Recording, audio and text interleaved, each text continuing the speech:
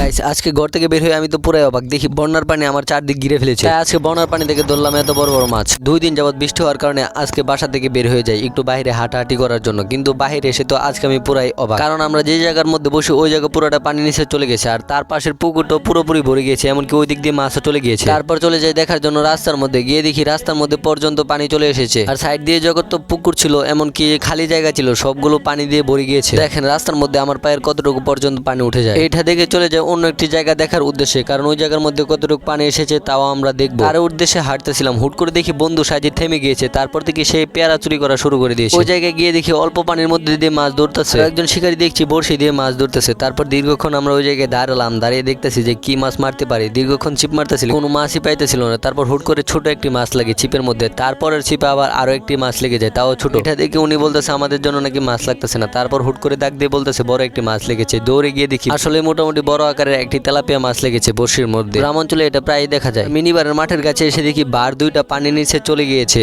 শুধু একটুখানি বেশি আছে। এখান থেকে যাওয়ার সময় দেখি একটি শামুক খুবই সুন্দর, কিন্তু কিছুক্ষণ পর বুঝতে পারি শামুকটি এই জালের মধ্যে আটকে গিয়েছে। তাই হাত দিয়ে এটা খুব ভালোভাবে দেখতেছিলাম যে কিভাবে ছোটানো যায়। তারপর এটাকে ছুটিয়ে ছেড়ে দিলাম। সো এর জন্য সবাই চ্যানেলটি সাবস্ক্রাইব করে দাও। ভিডিওটি ভালো লাগলে অবশ্যই লাইক করতে ভুলবে না। আজকের মতো এখানে আল্লাহ হাফেজ, বাই।